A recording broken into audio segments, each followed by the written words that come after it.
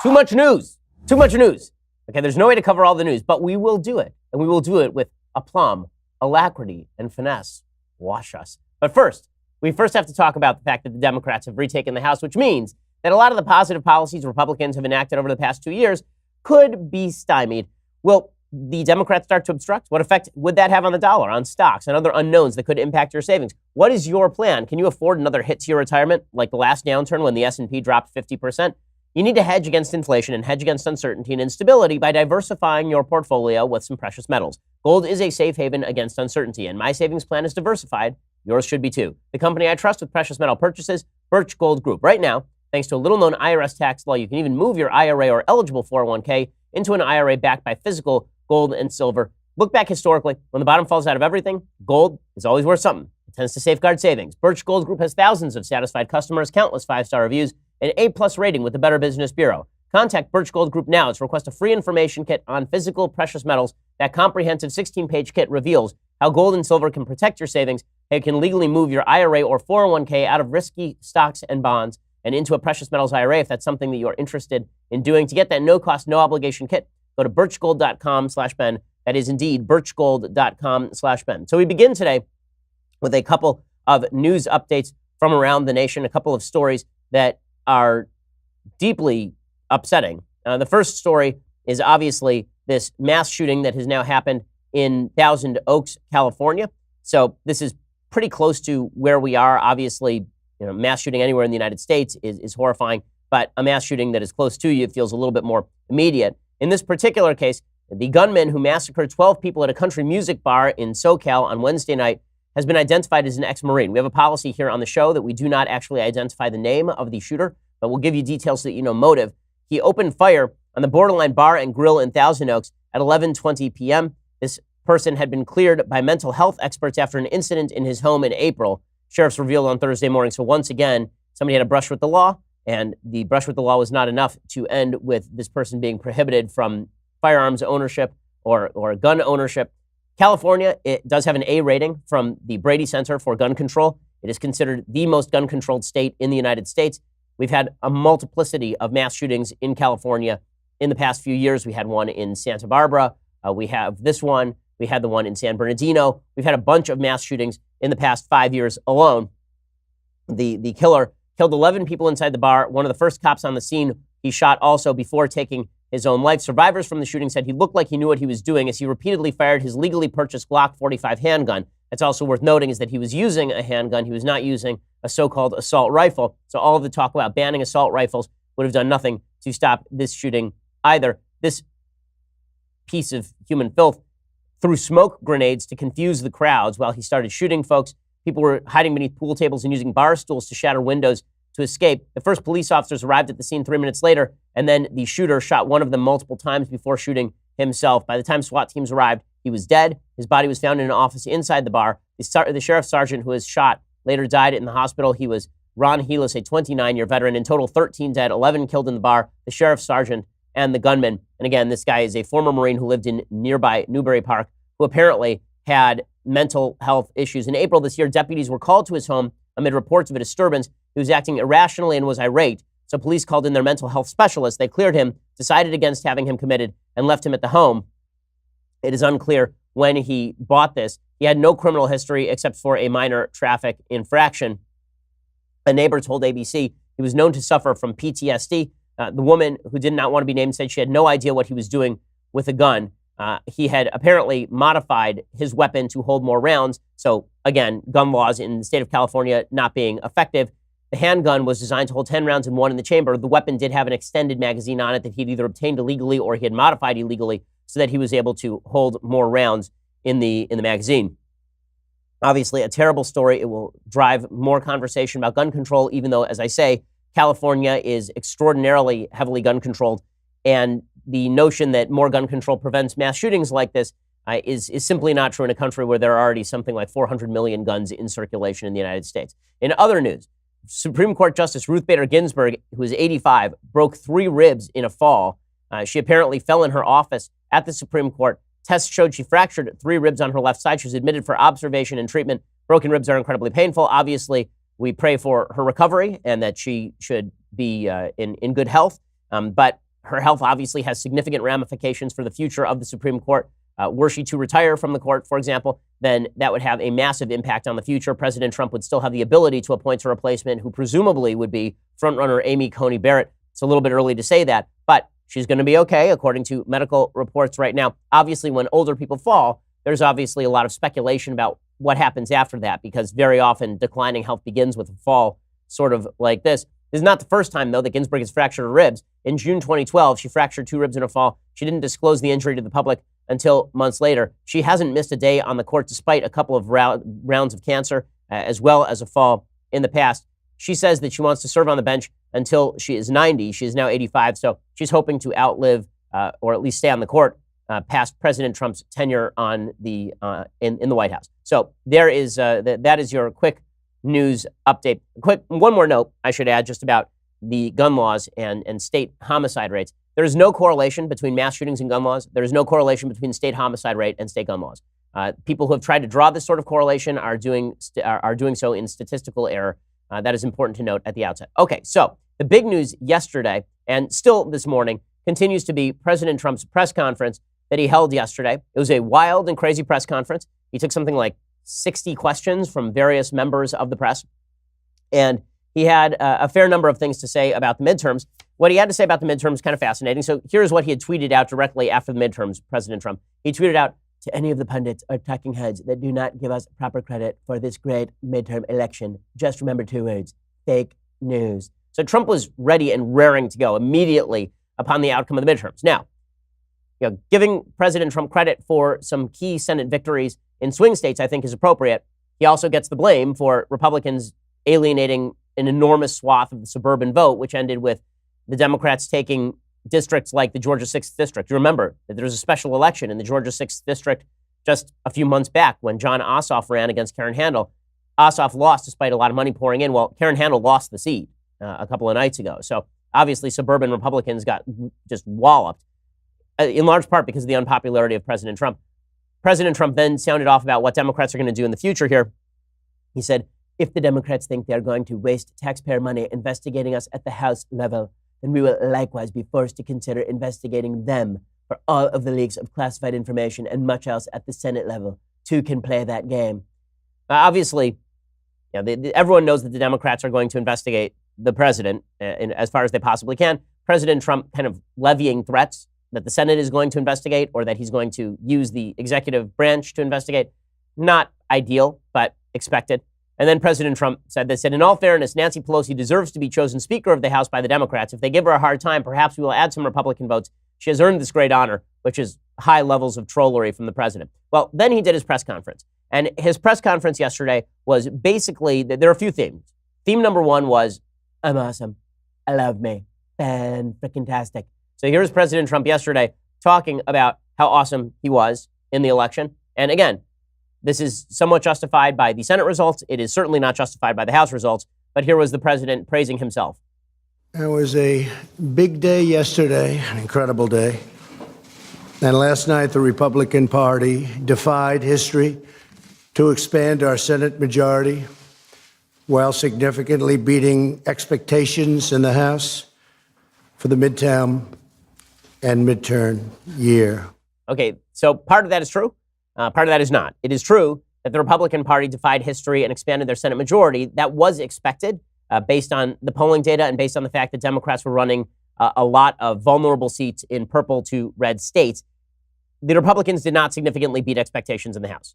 You know how I know that? Because I predicted to the number how many seats the Republicans were going to lose in the House, and that was based largely on the data that were available. So Republicans did not beat expectations in the House. It was a bad election for Republicans in the House. It was a good election for Republicans in the Senate. And that has to do with various constituencies. It has to do with the red states getting redder and the blue states getting bluer. But according to President Trump, it's all about President Trump. Now, yesterday I advanced a theory. And my theory is maybe the most controversial theory of all. And that is that President Trump, while he is not a generic Republican, the electorate treats him like a generic Republican. He gets precisely the vote percentages you would expect from a generic Republican. He is treated by the press as they would treat a generic Republican, except more so. The president may act like he's out of the box because he is out of the box, but that does not mean that the response to him is out of the box. In fact, it is very much in line with Republican-Democrat breakdown all the way up till Barack Obama, Barack Obama is the sort of statistical outlier, not President Trump. But President Trump has a vested interest, obviously, and so do the media, in suggesting that all of politics revolves around President Trump, a fact which I do not actually think is borne out statistically. But this leads President Trump to suggest that every candidate can be adjudicated, the quality of that candidate can be adjudicated based on how close they were to President Trump. So yesterday, in what can only be described as a pretty classless move, the president gets up at this press conference and he rips into a bunch of Republicans in swing districts. And he says that if they'd only embraced him more closely, then they would have won their seats. Here he was literally mocking other Republicans who lost their seats, who he could have used, in places like the House. Here he was doing that. So on the other hand, you had some that decided to, let's stay away. Let's stay away. They did very poorly. I'm not sure that I should be happy or sad, but I feel just fine about it. Carlos Cubella, Mike Kaufman. Too bad, Mike. Mia Love. I saw Mia Love. She'd call me all the time to help her with a hostage situation, being held hostage in Venezuela. But Mia Love gave me no love. And she lost. Too bad. Sorry about that, Mia. And Barbara Comstock was another one. I mean, I think she could have won that race, but she didn't want to have any embrace. For that, I don't blame her. But she lost, substantially lost. Peter Roscom didn't want the embrace. Eric Paulson didn't want the embrace. And in New Jersey, I think he could have done well, but it didn't work out too good. Bob Eugen, I feel badly because I think that's something that could have been one. That's okay, I mean, he just goes on like this, right? We don't have to listen to the whole thing because it just goes on and on. President Trump ripping into his own party members who didn't want to associate with him because they were in purple districts or in blue areas. Does he really believe that the solution there was more cowbell? That if Barbara Comstock had brought in Trump, she would have won that race? That if Mia Love had brought in Trump to a blue district in Utah, that would have shifted the race? Of course, that's untrue, but this is sort of the myth of Trump that's been created in the aftermath of the myth of Obama. The myth of Obama was that Obama had radically shifted American politics permanently. The myth of Trump is that he broke that radical shift. The reality is that Obama was a statistical outlier because he was a uniquely amazing candidate in many ways. Bad president, good candidate. President Trump, all he did was sort of allow the reversal back to status quo ante, which is good. I mean, that's great. But the idea that Trump is some sort of magician with electoral votes is just not supported by the evidence. I'm going to talk some more about President Trump's press conference, and then we'll get to the big hubbub of the day, which is, of course, Jim Acosta, who loves that dude, some Jim Acosta. First, let's talk about how you can save some money. So these days, it is tough to get people to agree on practically anything, like legitimately anything. But there's one thing we should all be able to agree on: saving money, a good thing, which is why you need Honey. It's a free shopping tool that automatically searches the internet for the best promo codes every time you buy something online. You used to have to search around on the internet for promo codes for particular products or particular websites.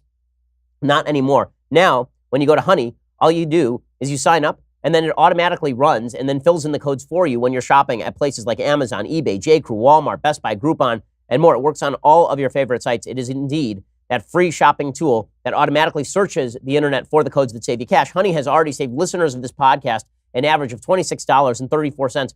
We've used Honey in buying our Instant Pot. We've used, that's not marijuana. That's like the pot that cooks things really quickly. We've used Honey. I use Amazon all the time. I mean, I legitimately don't go shopping anymore. All I do is shop online because I'm like my wife was when she was pregnant. All I do is when I have to go shopping, I just won't move. I'll just buy stuff online. Well, Honey has saved me an inordinate amount of money because of all of that. Honey is the money-saving shopping tool everyone can agree on. Get Honey for free right now at joinhoney.com/Ben. That's joinhoney.com/Ben. Honey is indeed the easiest way to save money while shopping online. Go check them out, joinhoney.com/Ben. Okay, so President Trump continues at his press conference. So theme number one of his press conference was, I'm awesome, and everyone who did not sufficiently embrace me loses because I am a magic man. Ooh. Okay, that was theme number one. Theme number two was, Democrats, if you start going after me and you start trying to leverage me, then I'm just not going to make deals with you. And this, I think, is relatively fair. Like, I don't think that Trump has any obligation to make deals with Democrats. I think, in fact, that Democrats antipathy for President Trump will prevent any deal making from taking place, which, as a conservative, is a comfort to me. I don't want the president making deals with the Democrats. And bipartisan deals tend to be very bad for the country. This is a general rule. So President Trump says he says that basically he doesn't want to work with Democrats if Democrats don't want to work with him. If they do want to work with him, then he's happy to work with them. But he is not going to make deals with them while they decide that they are going to crack down on his tax returns, for example. So here's President Trump talking about that. They want to do things. You know, I keep hearing about investigations, fatigue. Like almost from the time I announced I was going to run, they've been giving us this investigation fatigue. It's been a long time. They got nothing, zero. You know why? Because there is nothing. But they can play that game, but we can play it better. Because we have a thing called the United States Senate. And a lot of very questionable things were done between leaks of classified information and many other elements that should not have taken place. Now, people are very upset about President Trump for saying that partisan investigations will take place on a responsive basis. I'm not sure why they're upset about that. It's pretty obvious that partisan investigations are going to take place on a partisan basis. That's what Democrats have been doing. Okay, then Trump moves to his. Let's get to the actual meat of the matter. So the meat of the matter, all of this went by the wayside because President Trump is in this knockdown, drag-out fight with CNN. And this has been going on since legitimately he was campaigning, and CNN has acted awfully. The worst reporter on the CNN team by a fairly long shot is Jim Acosta. As I said yesterday, find you somebody who loves you, like Jim Acosta loves Jim Acosta. I mean, that dude loves Jim Acosta. Every possible arena in which Jim Acosta can show how much he loves Jim Acosta, he does so. I mean, dude buys himself flowers, takes himself out for dates. I mean, he the other day bought himself an engagement ring, and then he told himself that he couldn't get engaged to himself because that's still illegal, but someday in the future, love will be known as love. I mean, Jim Acosta loves Jim Acosta. In any case, Jim Acosta decided to use the president's first press conference since the midterms to grandstand because it's a day ending in Y, and Jim Acosta has a microphone. And things went sideways. So here is the exchange that is making the rounds between President Trump and Jim Acosta. I will explain where it got controversial visually if you can't see this.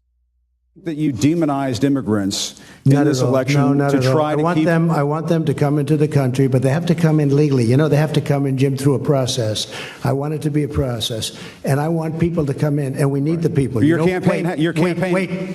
You know why we need the people, don't you? Because we have hundreds of companies moving in. We need the people. But your campaign had an ad showing migrants climbing over walls and so on. Well, that's true. But they weren't actors. They're not going to be doing that. They weren't actors. Well, no, it's true.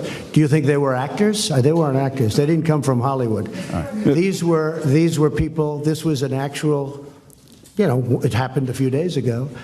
And they're hundreds of miles away, though. They're hundreds and hundreds of miles away. That's not an invasion. Honestly, I think you should let me run the country. You run CNN. All right. And if you did it well, your ratings would be much better. If I may ask one other question, Mr. President, if I may ask one other question, are you worried? So that's enough. What you're seeing now, and what you're about to see, is a White House intern kind of pops up, and she goes to grab the microphone from Jim Acosta. She tries to get the microphone from Acosta by reaching over his left arm twice, and then she reaches under his left arm, and his left arm either falls or pushes down. People are suggesting that Acosta's trying to force her away. I don't see that here. What I see is that they come into contact, but it doesn't look to me as though he's like trying to actively push her arm away or anything like that. And he says, "Excuse me, miss," as he does it. So I don't think that's the controversy. It goes like this. She sits down again. The exchange continues, and then Trump continues to go off on Acosta, calling him a rude and terrible person. Because it's a hoax. That's enough. Put down the mic. Mr. President, are you worried about indictments coming down in this investigation? Mr. President. I'll tell you what, CNN should be ashamed of itself having you working for them. You are a rude, terrible person. You shouldn't be working for CNN. Go ahead.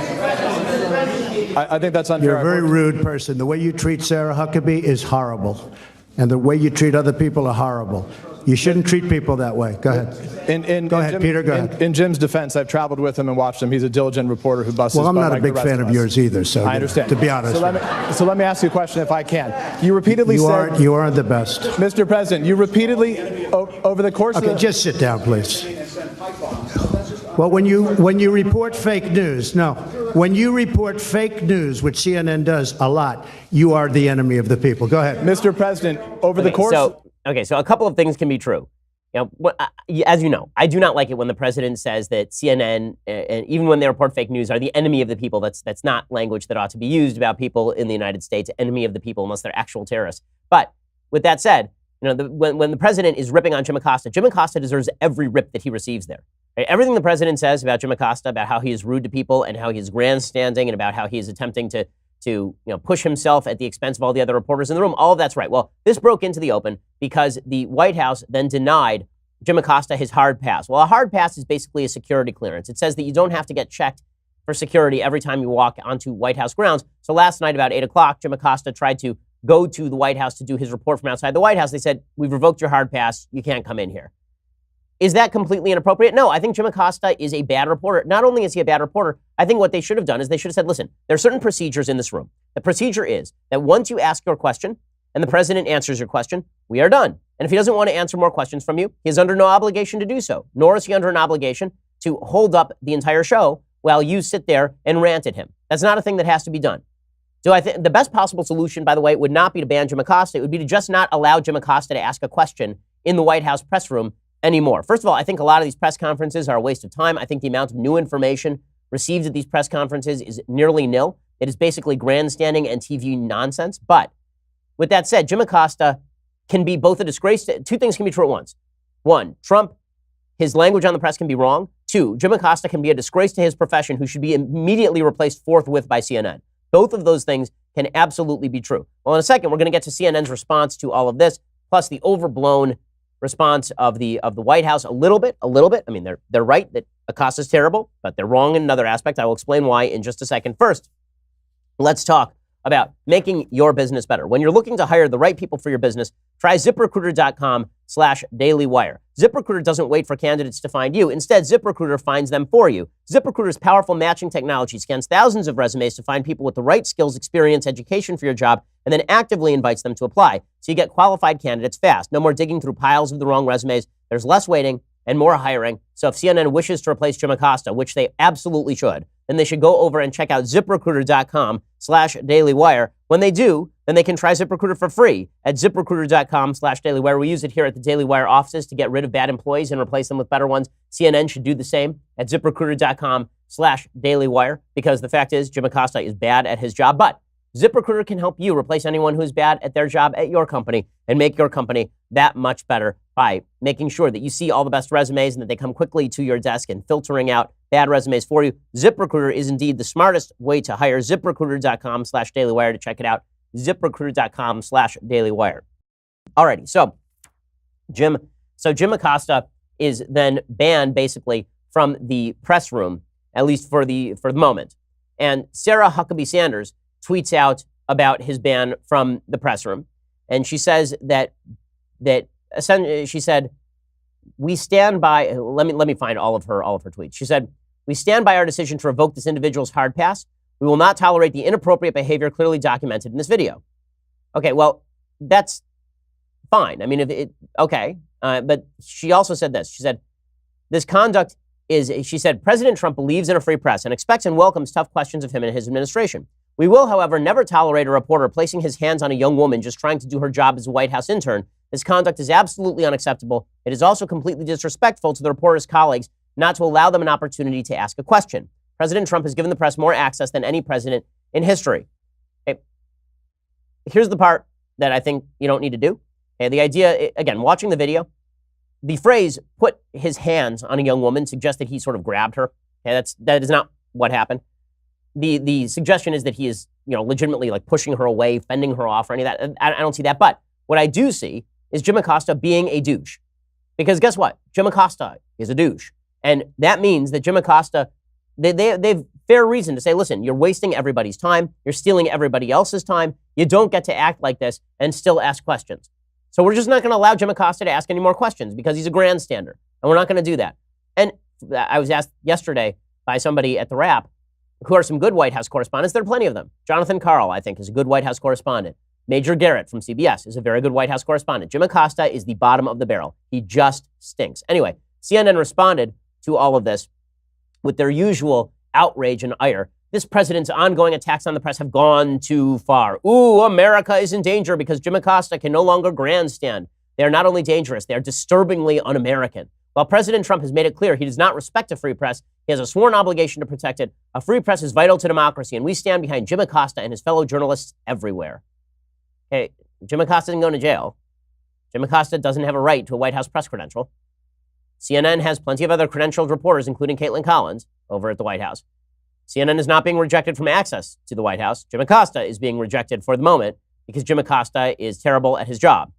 And then Chris Wallace ripped into Jim Acosta and he said, this is just not appropriate. He said he embarrassed himself, which is true. He did embarrass himself. So a reporter from CNN said, hey, Chris, at least Jim Acosta doesn't work for state TV. Must be hard to sleep at night. Also curious, I can't find your comments about how shameful it was when your colleagues campaigned for Donald Trump the other night. That apparently is a reference to Sean Hannity campaigning with President Trump. Right, because Sean Hannity's an opinion host who clearly supports President Trump. Jim Acosta is supposedly an objective journalist whose job it is to elicit the truth. Okay, Lindsey Graham responded in the best possible way. Lindsey Graham 2.0. So he tweeted out, it's apparent to me the White House press corps live in a bubble, and the way they are conducting themselves today will do nothing to improve their standing with the American people, which is obviously true. Lindsey Graham's take on this, correct. He scolds the media. Again, a few things can be true at once. It can be true that Jim Acosta is terrible at his job. It can be true that President Trump thrives on this sort of conflict. And how do you know that he thrives on this sort of conflict? Because the biggest story of the day, we're now like half an hour into our show, okay, and the biggest story of the day has not even been touched. So what was the biggest story of the day? The President of the United States fired his Attorney General yesterday. All anyone is talking about is Jim Acosta, right? Because President Trump knows that all he has to do is ding the egos of a couple of people in the press, and then they will just spin off into the outer darkness for the rest of time, forgetting to ask actual questions about actual things that are going on. Also, I would point out, let's look at the disparity in coverage today between President Trump and Jim Acosta on CNN and the treatment of Tucker Carlson last night. So Tucker, who is a good guy, I have disagreements with Tucker on politics. That doesn't matter at all. Last night, protesters went to Tucker Carlson's house. His wife was inside with their kids. And the protesters literally tried to break down his front door. His wife had to hide in a closet with the kids and call 911. Here's some video of the incident. People dying by the hands of the police, to trans women being murdered in the streets. Your policies promote hate, and we want you to know we know where you sleep at night. Mailbox, We know where you sleep at night. We know where you sleep at night. Okay, they're chanting, we know where you sleep at night. They're chanting, we know where you sleep at night. Yeah, that's not dangerous at all. That's not scary at all. Just fantastic. Carlson told the Washington Post, quote, I called my wife. She'd been in the kitchen alone getting ready to go to dinner. She heard pounding on the front door and screaming. Someone started throwing himself against the front door and actually cracked the front door. His wife thought it was a home invasion. The couple has 4 children. None were home at the time. She locked herself in the pantry. She called 911. Carlson said it wasn't a protest. It was a threat. They weren't protesting anything specific I had said. They weren't asking me to change anything. They weren't protesting a policy or advocating for legislation. They were threatening me and my family and telling me to leave my own neighborhood in the city that I grew up in. I mean, that is ugly, ugly stuff. And of course, there are apologists, including the ridiculously stupid Matt Iglesias over at Vox.com, the repository of all stupidity. And again, there are some people at Vox who are not stupid. I have friends who work for Vox. But if you're looking for a stupid take, Vox is a good place to start. Matt Iglesias wrote, I think the idea behind terrorizing his family, like it or not as strategy, is to make them feel some of the fear that the victims of MAGA-inspired violence feel thanks to the nonstop racial incitement coming from Tucker. And then he says, I think this is probably not tactically sound, but if your instinct is to empathize with the fear of the Carlson family rather than with the fear of his victims, then you should take a moment to reflect on why that is. Because they tried to break into his house last night? Maybe that's why that is. Just ugly, ugly stuff from the media, but we will see how they cover things today. I have my doubts that they will cover it in an honest way or cover it at all. We'll get a lot more about how President Trump is an ever-present threat to the press, but, you know, but protesters showing up at Tucker Carlson's house trying to break down his front door, not actually a threat to the press. Solid stuff. Okay, I want to get to the firing of Jeff Sessions, what it means, what it doesn't mean, in just 1 second. But first, let's talk about what you are wearing on your butt right now. And I'm talking about underwear, because guys, the holidays are coming fast and things are about to get uncomfortable. Between the crazy travel schedules and awkward family gatherings, now is not the time to be in uncomfortable underwear. Thankfully, there's Tommy John, the revolutionary clothing company that is redefining comfort for both men and women. Tommy John has the most comfortable underwear on the planet. They're gracing my bodice right now. They're the perfect gift, especially for guys who constantly adjust. Tommy John underwear sport a no wedgie guarantee, comfortable stay-put waistbands, a range of fabrics that are luxuriously soft, feather-light, moisture-wicking. That means no bunching, no riding up. So if you're still on the fence wondering if Tommy John would be a memorable gift, think of all the adjusting and tugging you're never going to have to do again or see again when you go to TommyJohn.com. No adjustment needed. Give the gift of fantastic comfort this holiday season with limited edition holiday gifts from Tommy John. Plus, save 20% on your first order at TommyJohn.com/Ben. That's TommyJohn.com/Ben for 20% off. Again, these are fantastic underwear. Not only are they super comfortable, and not only do they feel great, they also are extraordinarily durable. I mean, really, you wash them many, many times. They don't fall apart like the brand name stuff that you get from the store that's cheaper and falls apart easily. Go check them out. TommyJohn.com/Ben for 20% off. And that makes a great holiday gift for yourself also. Okay, so I do want to talk about Jeff Sessions, his firing, and the intersectional rage of the Democrats. But first, you're going to have to go to dailywire.com and subscribe. All you have to do is go over there. $9.99 a month gets you this, the greatest podcast in the known universe. The rest of it live. You get to be part of our mailbag on Fridays. You get to be part of the Michael Knowles Show live and the rest of the Andrew Klavan Show live. You get to be part of our Daily Wire backstage. We did a 9-hour-long edition on election night. You get all of those wonderful things when you become a member. Also, if you get the annual subscription for $99, you get this, the Leftist Tears Hot or Cold Tumbler. I know you want to subscribe, so just do it. It makes a great Hanukkah gift, great Christmas gift, great Kwanzaa gift, great Diwali gift. So go check it out right now. All you have to do is go to dailywire.com and subscribe. Also, make sure to subscribe over at Facebook or at YouTube and iTunes so that you can get the show there. Leave us a review at iTunes. We have a great Sunday special coming up this Sunday with John Stossel. You're going to want to check that out. We have more great Sunday specials coming up in coming weeks. We have so many goodies for you. All you have to do is subscribe. Go do it right now. We are the largest, fastest growing conservative podcast in the nation.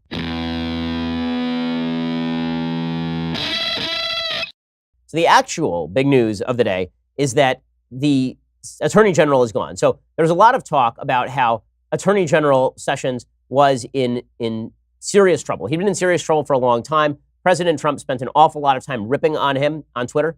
And people like me would be like, oh, dude, you picked him.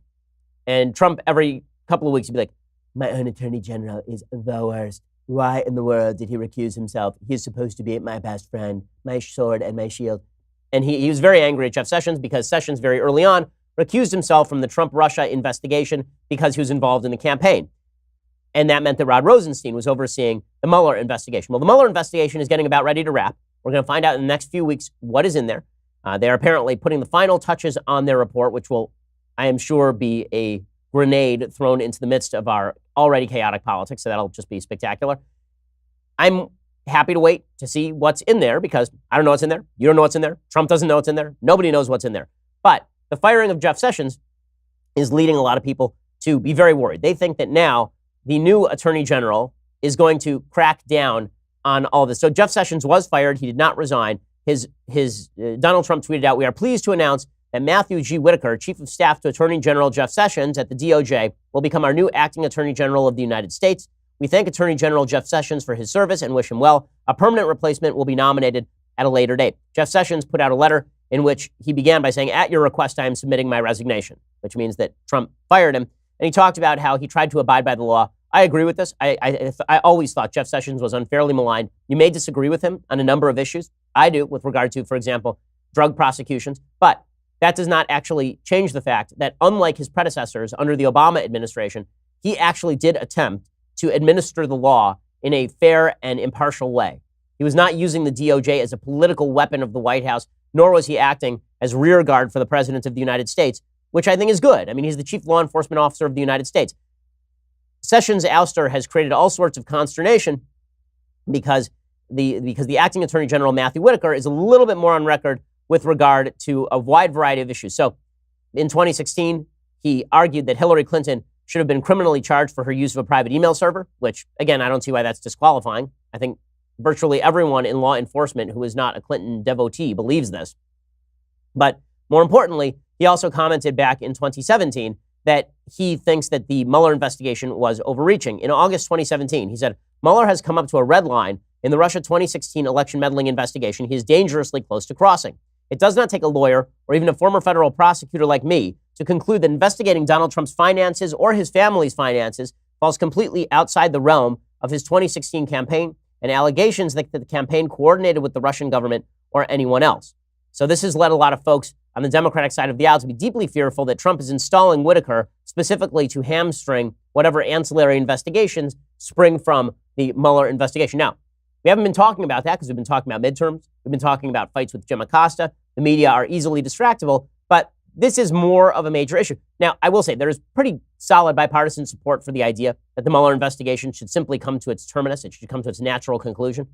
Even inside the White House, people just want to let this thing go. Like the idea that Trump is trying to shut down the Mueller investigation is just, I've seen no evidence of that. Seriously, like none. Because Mueller himself has not implied such a thing. Even James Comey said that Trump didn't really try to shut down the investigation. He didn't really do anything. He said some stuff, but Trump says a lot of stuff.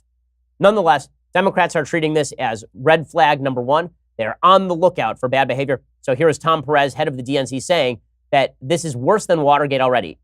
Fact check. It is not worse than Watergate. Watergate was the Saturday Night Massacre, which was about the firing of Archibald Cox, who was a special prosecutor. That was an active attempt to undermine and derail an investigation.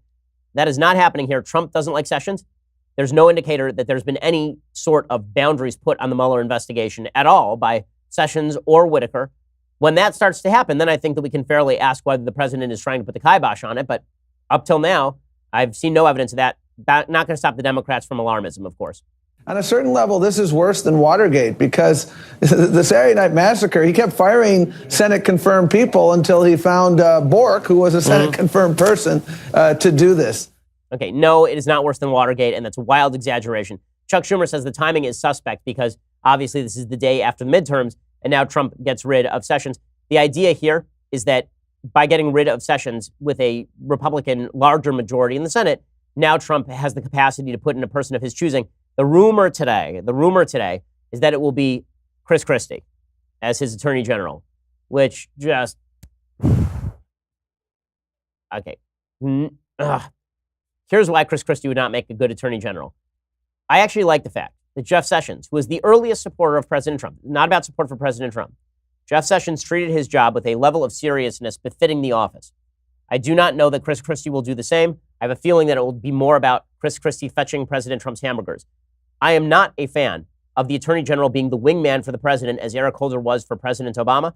I think that's dishonest. I thought it was dishonest when Obama did it. I would think it were dishonest if it were Chris Christie doing it. I'm suspicious of Chris Christie. It seems to me that the president should put into place somebody with a serious legal background and the capacity to actually treat the DOJ as the chief law enforcement tool of the United States, which it basically is. Here's Chuck Schumer saying the timing is suspect. I'm not going to say much. I'm not going to say much until I read what they said and why. I find the timing very suspect, number one. Okay, so meanwhile, Eric Holder, this just shows the hypocrisy of the Democrats. Eric Holder tweeted this out, which is just insane. He tweeted out, anyone who attempts to interfere with or obstruct the Mueller inquiry must be held accountable. This is a red line. We are a nation of laws and norms, not subject to the self-interested actions of one man. Eric Holder? You? That guy? With the face over there? You? Yeah. Mr. I was holding contempt of Congress for covering up my involvement in Fast and Furious, and then the president asserted executive privilege to shield me from prosecution. That guy? And you wonder, honestly, it is stuff like that from Eric Holder that makes people go, fine, Chris Christie. Fine, who cares? Let Trump appoint Melania. Like, no one cares. It's because of that. The radical dishonesty of Democrats leads Republicans to embrace the suck, as Nancy Pelosi was once fond of saying. Okay, meanwhile, the Democrats cannot get over the fact that they did not sweep in these latest midterm elections. They did well in the House, but for them, that wasn't enough. There was this weird idea going around among Democrats that they were going to sweep everything. They were going to take back the Senate. They were going to take back the House. They were going to win every close race. That obviously was not true. The reason they thought that is because they thought that Obama had created a new normal. The new normal was Democrats win all the time. They never lose. And there was this new durable coalition that was extendable across time and space with growing demographic groups. it turns out that the only person who was able to put together that coalition was Barack Obama. And that once Obama was off the ballot, then American politics basically went back to American politics as it was before. Republicans vote for Republicans, Democrats vote for Democrats. People don't like voting for radicals. In fact, there was a Sean McElwee, who is, I think he's over at Salon, maybe? He's a very left-wing, he's at The Nation. He's a very left-wing analyst. He had created a list of the 8 most progressive Democrats running, and all 8 of them lost in the midterms. So the Democrats are upset because they had this mythical version of what the United States was that was pretty roundly refuted during the midterm elections. This has led to an outsized amount of rage on the left. So the chief target of such ire has been white women. Okay, so this was the next intersectional group to go. As I've always said, there's an intersectional hierarchy of victimhood. If you are at the top of that intersectional hierarchy, then your opinion means everything. If you are at the bottom of that intersectional hierarchy, your opinion means nothing and you must shut up. At the bottom are white men, followed by white women.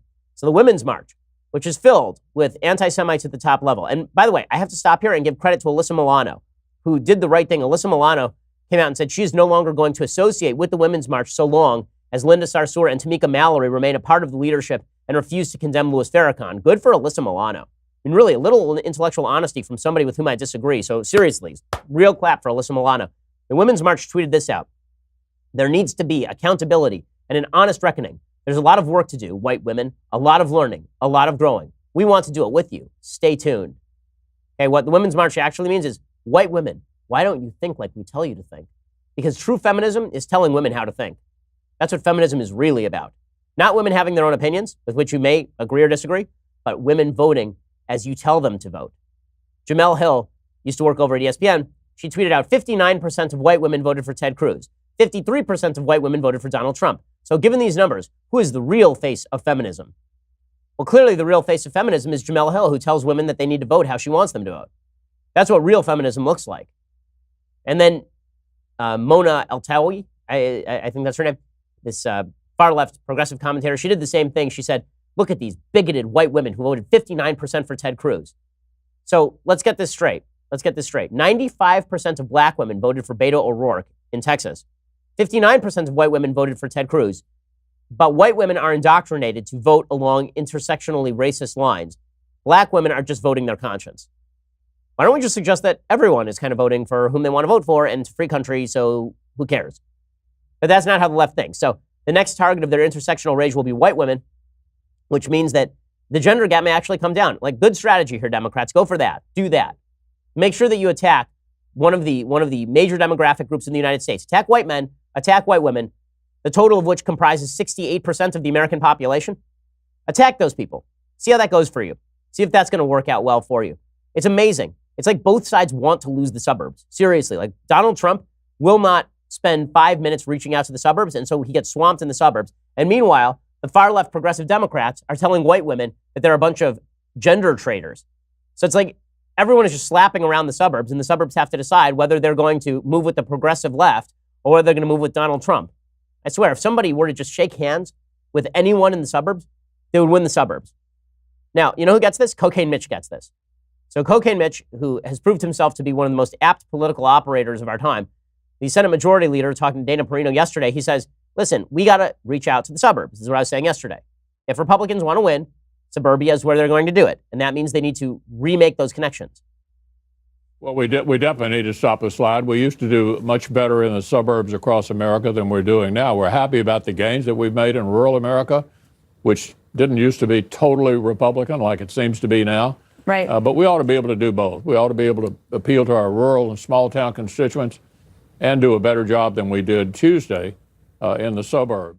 Okay, so Mitch McConnell gets it. If Republicans want to win, then they will listen to Mitch McConnell, because Mitch McConnell, if he's proved anything, that dude is a survivor. And his Senate majority grew the other night. So again, you know, I think that let's not be distracted by all of the battles between the media and Trump. Let's not be distracted even by all of the Mueller stuff.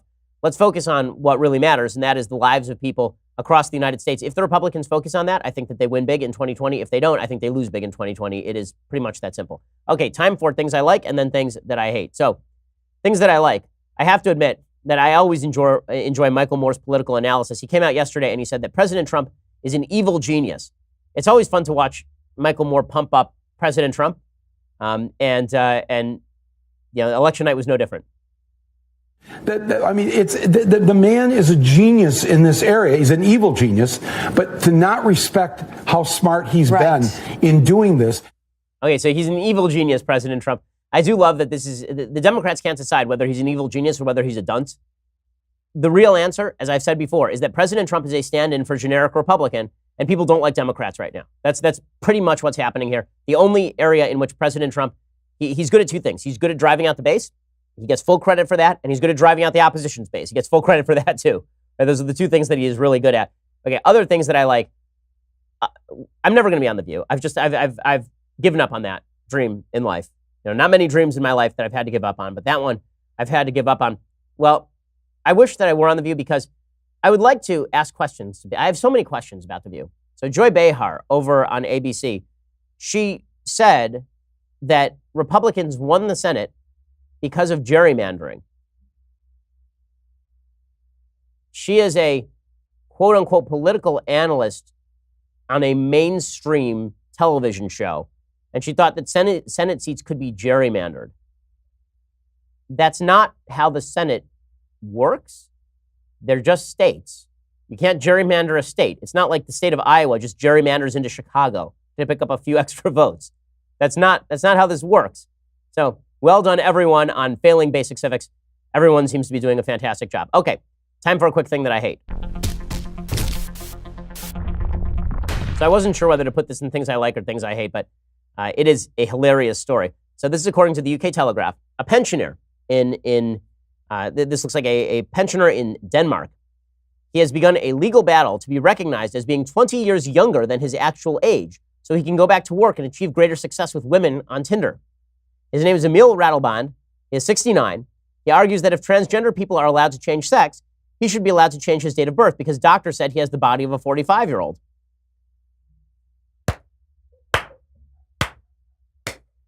This guy, not all heroes wear capes. I mean, just spectacular. So the entrepreneur and self-help guru is suing his local authority after they refused to amend his age on official documents. His case has now gone to a court in the city of Arnhem in the eastern Dutch province of Gelderland. The case has caused controversy in his homeland, where the Dutch edition of Vice, a news website, asked, "Is Emil Rattleband disturbed or accidentally extremely woke?" And that would be the question, right? Because they are the same thing, being extremely woke and being disturbed. Now the crossover, like if you had a Venn diagram of extremely woke and disturbed, the Venn diagram is just a circle. Okay, Mr. Rattleband was born on March 11, 1949. He says he feels at least 20 years younger. He wants to change his birth date to March 11th, 1969. He says, I've done a checkup. What does it show? My biological age is 45 years. When I'm 69, I'm limited. If I'm 49, I can buy a new house, drive a different car. I can take up more work. When I'm on Tinder and I say I'm 69, I don't get an answer. When I'm 49, with the face I have, I will be in a luxurious position.